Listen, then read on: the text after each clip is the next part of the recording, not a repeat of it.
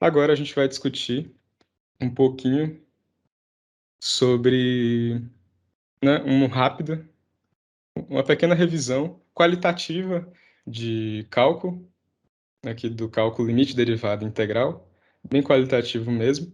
Não das técnicas, né? Então, às vezes as técnicas de limite, né, as técnicas algébricas de limite, derivada e integral, às vezes a gente pode acabar pegando de tabelas ou tentando dar uma revisada no Stewart, por exemplo, que a gente conversou antes, as demonstrações, qualquer coisa.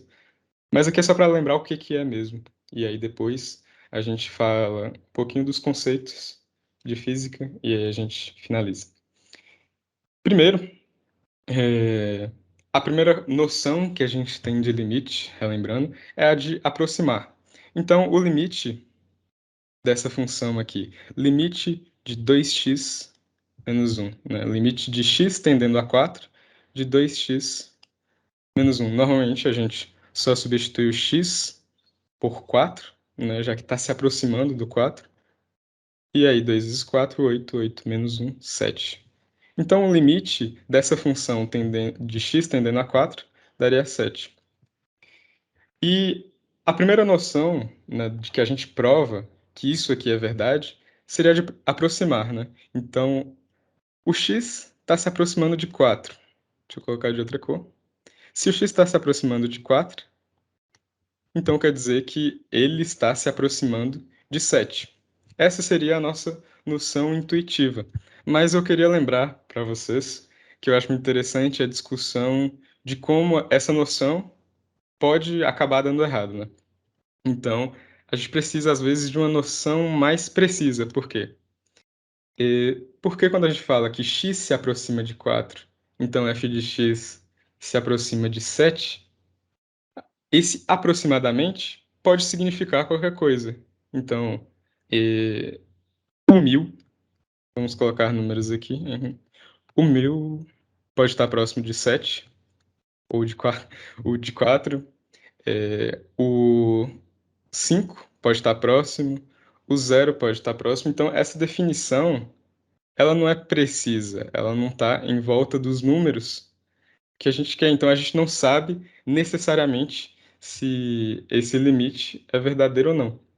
Para Vou dar uma analogia aqui. Uma analogia seria, por exemplo, vamos fazer um estrada aqui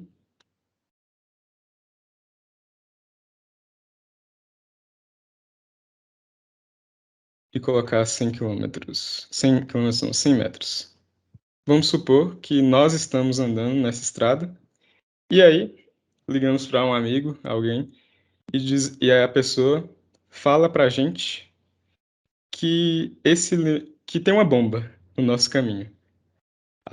E que essa bomba está entre 50 e 150 metros na nossa frente. Então, a gente pode andar até os 50, normalmente, e parar aqui nos 50 porque a gente teme, né, que dentro dos 50 ou 150 tem a bomba.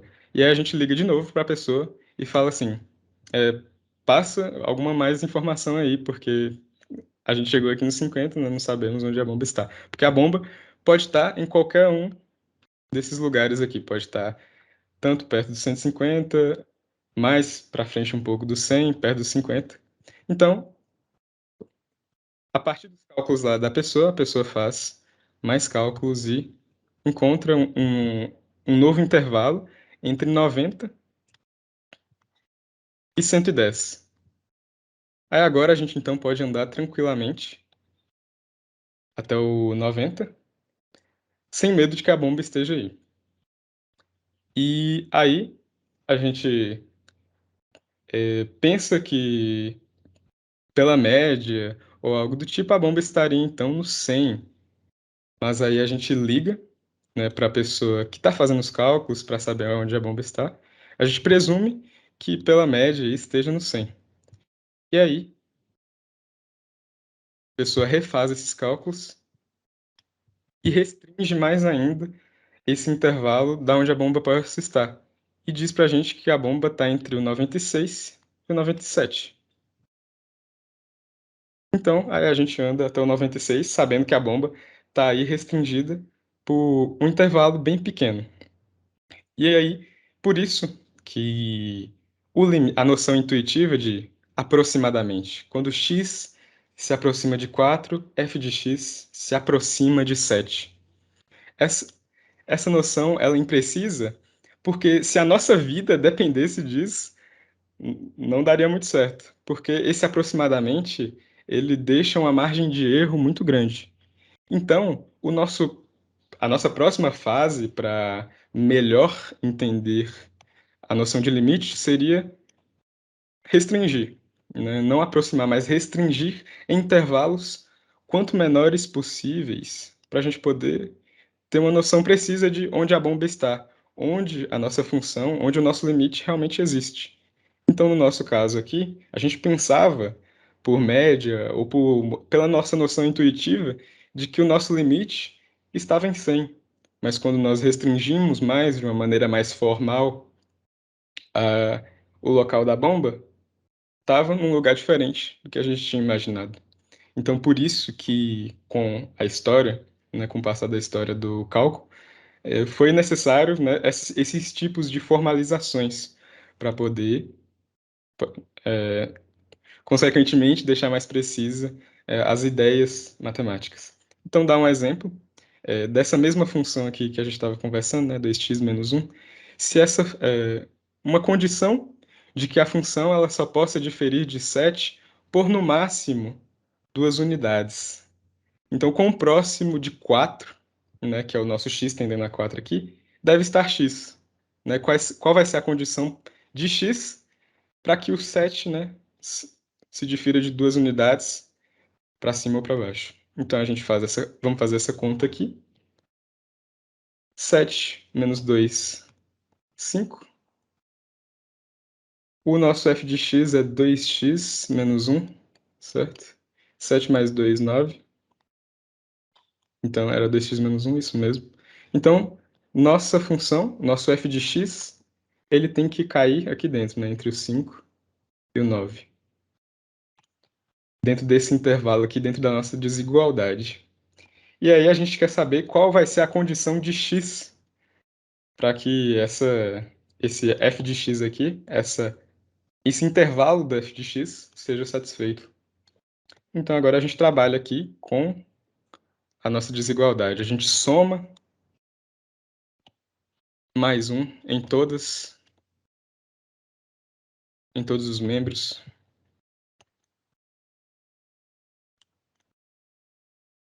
No primeiro a gente vai ter 6. No segundo a gente vai ficar só com 2x.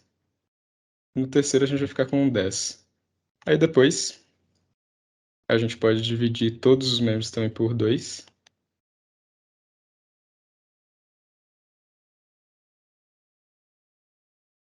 E aí a gente vai descobrir que o x ele tem que ficar necessariamente entre 3 e 5. Tá? Que a função ainda contenha aí o 7, né, que seria entre os 5 e 9. Então vamos fazer de um código diferente aqui. 3, foi grande, 3 e 5, certo? 3 e 5. Então, quando o x cair dentro desse intervalo, o nosso limite ainda vai existir com certeza dentro disso aqui. Então, se o que que a, o que que a gente falou antes? Que se o x tende a 4, então, aproximadamente, então o 7, então f de x vai tender aproximadamente ao 7. Mas agora a gente pode dizer com essa restrição que a gente fez, que se o x pertence aqui em linguagem matemática, 3 e o 5, isso implica que o f de x, né, pertence do 5, é o 5 ao 9? 5 ao 9. E isso aqui, com certeza.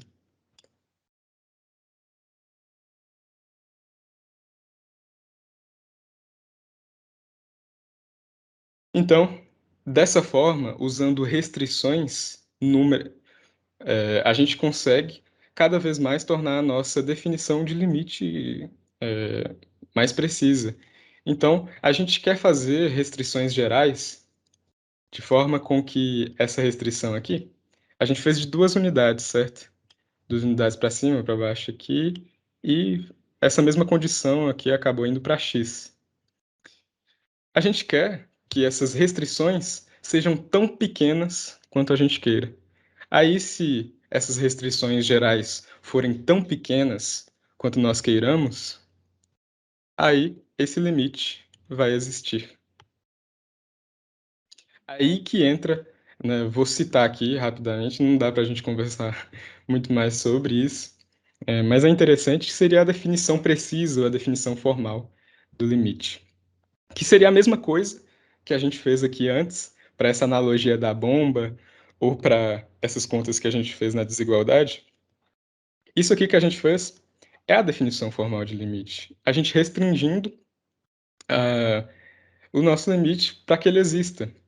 Então, a gente pega o que a gente fez ali antes e coloca de uma forma geral. E aí nós temos a nossa definição formal de limite. Então, citar ela, seja f de x definida em um intervalo aberto em torno de A, exceto talvez em A. O que isso quer dizer? Quer dizer que a nossa função, ela existe aqui definida em volta desse A, em volta desse número A aqui, que no caso vai ser em volta desse número pequeno aqui, que a gente vai citar daqui a pouco. Mas a gente está se aproximando, tanto quanto a gente queira, né? Números pequenininhos próximos do nosso número A, tanto pela esquerda quanto pela direita. E aí ele vai ser definido em todos esses pontos, mas ele não precisa ser definido em A. Então, por exemplo, no nosso limite anterior, o ponto aqui ele era definido, mas ele poderia não existir, que foi o que vocês estudaram em cálculo 1, que era a descontinuidade. Então, essa função pode não ser definida aqui, mas o limite ainda vai ser válido. Agora, as próximas citações aqui. Dizemos que o limite de f de x, conforme x se aproxima de A, é o número L. E escrevemos. Então, era o que a gente estava falando, né? Que o limite L, né? O limite de f de x tendendo a A, ele existe quando isso é satisfeito. Aí a gente tem a definição formal do que aqui. Se para cada número epsilon maior que zero, existe um número correspondente, delta maior que zero, tal que para todos os valores de x, isso aqui aconteça. O que quer dizer isso? Quer dizer que a gente definiu uma restrição muito pequena, esse epsilon aqui, positivo porque é uma distância, também o delta minúsculo aqui, o delta também seja um número pequeno, só que o epsilon é para o y, né, seria o y aqui, para o f de x, e a restrição do delta é para o x. E aí esses números são pequenos, então se esses números existe um correspondente que faça sentido, e aí todos os números que a gente colocar para x dentro da nossa restrição, aí a gente vai fazer isso aqui. Isso aqui é o quê? X menos A. Seria uma distância. Se a gente escolhe um número x, aqui vamos escolher um número x, e a gente faz x menos A, x menos o A aqui, a gente vai ter essa distância para cá. E aí essa distância, ela tem que ser menor que o delta, ou seja, vai cair dentro da nossa restrição. E se a gente fizer para o outro lado, por exemplo, x aqui, se a gente colocar um número x aqui e a gente fizer x menos a, vai dar um número negativo, uma distância para a esquerda aqui. Só que como está em módulo, aí vai dar para a gente sempre a distância positiva. E essa distância, ela tem que ser menor que o nosso delta, porque tem que cair dentro da nossa restrição para que o limite seja válido. E a mesma coisa acontece com essa outra distância aqui, com essa outra restrição. Então, quando a gente colocar um f de x aqui, por exemplo, f de x, se a gente faz f de x menos L para esse f de x aqui, a gente vai ter uma distância para cima, e aí em módulo vai ser uma distância positiva.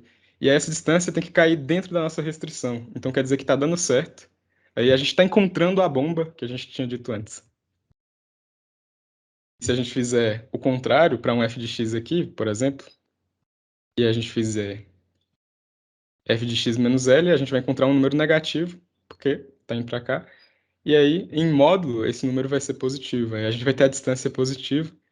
Só para dizer também que esse número, essa distância, é menor do que o nosso epsilon, porque ainda está dentro da nossa restrição. Ou seja, se a gente tem esse epsilon e esse delta, se a gente tem esses dois, e está tudo sendo restringido tão menor quanto a gente queira, o limite nosso vai existir. E aí a gente fez isso antes também, como eu tinha dito. A gente não falou que era epsilon, nem que era delta. A gente só falou que era 2 aqui, 2 e 2. 2 e 2, o nosso epsilon.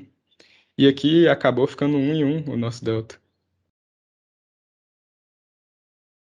Então, o que a gente fez aqui antes, que pareceu bastante simples, era basicamente, né, a definição formal, só que aí mais ou menos feita, porque na formal a gente pode colocar um número tão pequeno quanto a gente queira aqui nessas distâncias. Aí, relembrando o limite, dos três de limite, derivada e integral, essa aqui era a discussão que eu mais queria aprofundar, porque eu acho ela bem interessante. Mas para a derivada integral, a gente vai passar um pouco mais por cima. Até aqui tudo bem? Vocês querem perguntar alguma coisa?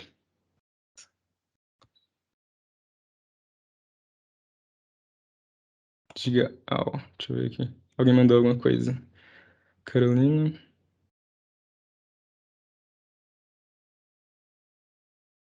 Bacana. Aí, ó. A Carolina já mandou, por exemplo, mais de uma referência de Gal aí que ela tinha encontrado, até com alguns links. Por exemplo, do Reginaldo, que a gente estava citando, que normalmente é o que é passado nos cursos. E o do Boulos também. E tem alguns outros aqui que eu não conheço, que é de um cara que parece ser estrangeiro, de um Anton, de álgebra linear também.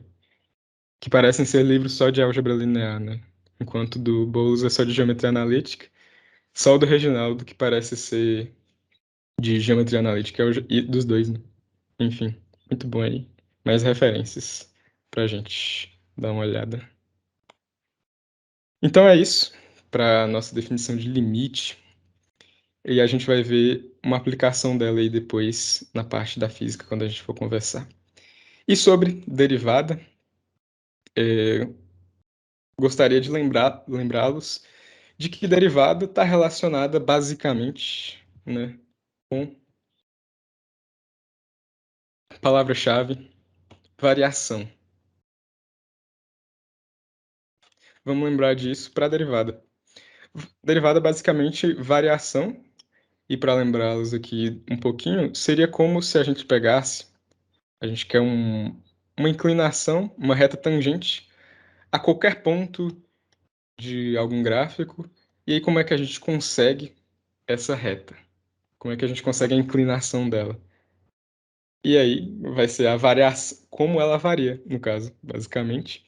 E aí a gente faz uma função aqui, a gente pega dois pontos de uma função, que seria essa altura, y, e a gente pega a parte de x aqui também. E aí, para conseguir a inclinação dela, a gente divide as duas, e aí a gente quer que isso aqui seja tendendo a zero, ou seja o menor possível, seja infinitesimal. E aí a gente usa aqui até o limite, né, que a gente estava conversando antes, para conseguir o infinitesimal e conseguir desenvolver o conceito de derivada. E aí, deixando esse x bem pequeno, como a gente está tendendo o x ou o h a zero, a função ela depende diretamente do x.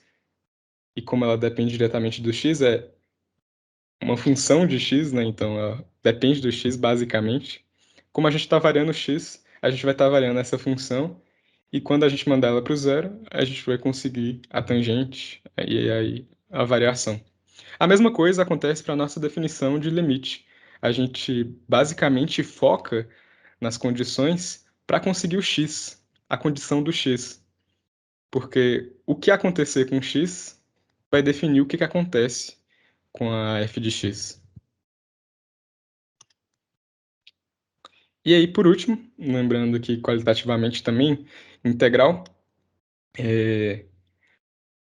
primeiro que a integral seria como a soma da área embaixo de um gráfico. Então, fiz aqui um f de x, não coloquei, não mostrei que era f de x,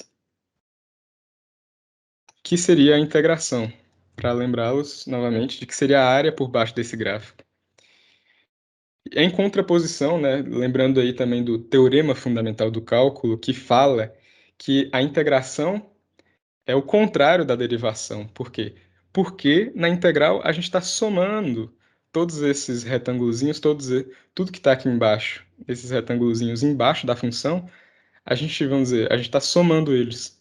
Enquanto na derivação, a gente está pegando esses infinitesimais e diferenciando eles, que é o contrário dessa soma desses quadradinhos.